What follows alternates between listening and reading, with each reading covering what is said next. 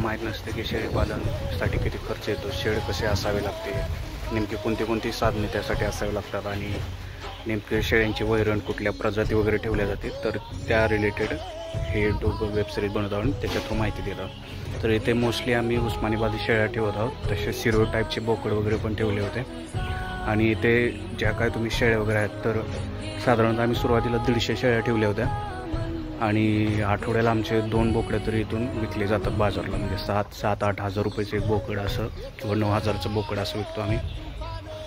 तर हे शेळ्यांचं हे आहे, हे जे तुम्ही पाहू शकता ह्याला गव्हाणी म्हणतात आणि याच्यामध्ये वैरण वगैरे टाकली जाते जेणेकरून शेळ्यांना व्यवस्थित खाता येतं. हे कडणी असे बार वगैरे लावलेले आहेत जेथून म्हणजे व्यवस्थित शेळ्यांना त्याच्यामध्ये सामावता येते. आणि असे प्रत्येक कंपार्टमेंट केलेले आहेत, सेक्शन केलेले डिवायडर, जेणेकरून प्रत्येक ह्याच्यामध्ये गर्भ असणाऱ्या शेळ्या, शेळ्यांचे लहान पिल्लं हे ते बरोबर ठेवले जातात. आणि तुम्ही इकडे शेवटी जे पाहू शकता एक बोकड आहे, हे प्रजननासाठी म्हणून त्याचा वापर केला जातो. हे खूप महाग म्हणून मिळते आणि ह्याचा सध्या मार्केटमध्ये खूप वापर होतो, यूज होतो आहे. तर साईडलाच आम्ही इथे कोंबड्या वगैरे पण पाळलेल्या आहेत, तर तुम्ही पाहू शकता.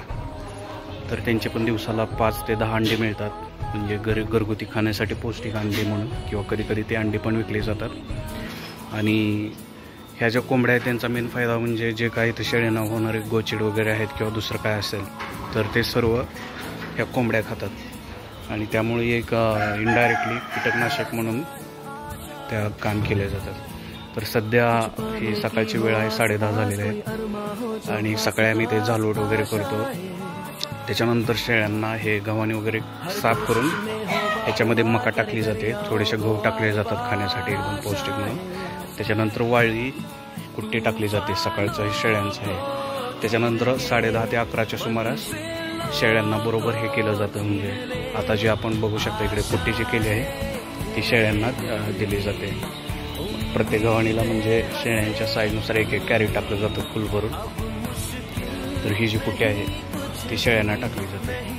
आणि कुट्टी मशीनमुळे जो काही चारा आहे तो असा स्मॉल ह्याच्यामध्ये पार्टमध्ये डिवाइड भुगा केला जातो, त्यामुळे त्याचं जास्त नासधूस होत नाही. आणि तुम्ही एक साईडला इथे पाहू शकता हा एक रेडिओ आहे. तर हा रेडिओ नेहमी चालू असतो, मी तुम्हाला त्याच्याजवळ जाऊन दाखवतो. साधारण तुम्ही त्याचा आवाज ऐकला असेल. तर रेडिओला पण खूप मस्त कार्यक्रम असतात. सकाळी 7 वाजता बातम्या लागतात, संध्याकाळी बातम्या लागतात, देवाची गाणी लागतात आणि गावाकडच्या लोकांसाठी एकदम ते राईट सुटेबल ह्यानं वर्क करते. आणि शेतीविषयी, शेळ्यांविषयी, पिकांविषयी नेहमी त्याला माहिती दिली जाते. जुन्या पद्धतीचे गाणे असतात, असं वेगळ्या प्रकारचं विचित्र असं काही नसतं त्याच्यावर, त्यामुळं खूप असं मस्त आवड राहते. आणि तुम्ही जे साईडला हे पाहू शकता हे पडदे आहेत.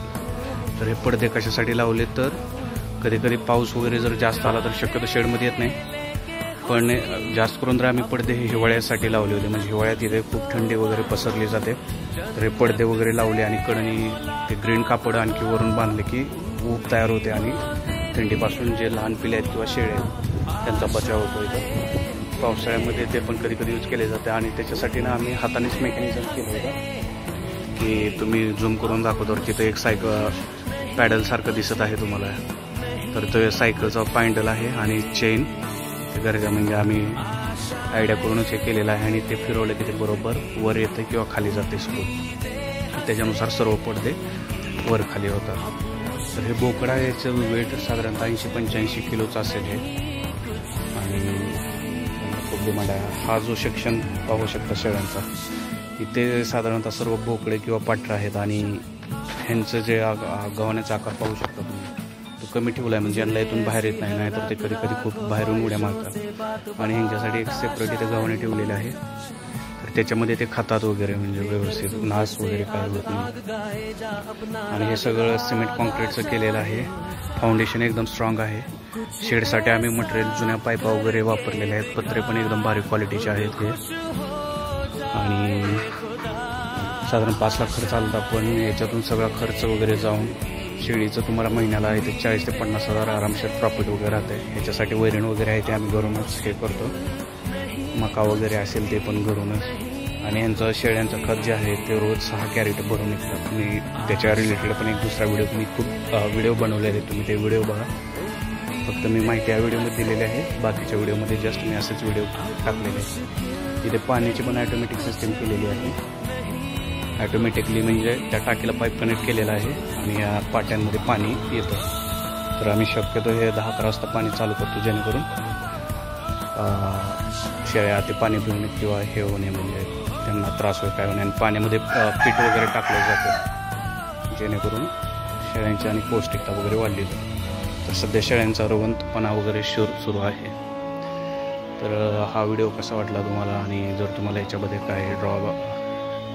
काय कमेंट किंवा क्वेश्चन्स असतील किंवा इतर कोणते क्वेश्चन असतील तर नक्की कळवा, सांगा. आणि आम्ही शेळीतून विकताना साधारणतः सध्या 350 ते 380 रुपये किलोने बोकड विकत असतो, म्हणजे वजन काट्यावरती त्याचं वजन करून.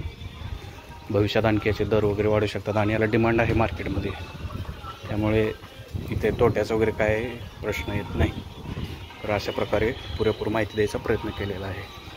तर हा व्हिडिओ जास्तीत जास्त शेअर करा, लाईक करा, आणि तुमचे पण काही इच्छा वगैरे क्वेश्चन्स असतील तर प्रश्न असतील तर नक्की विचारा.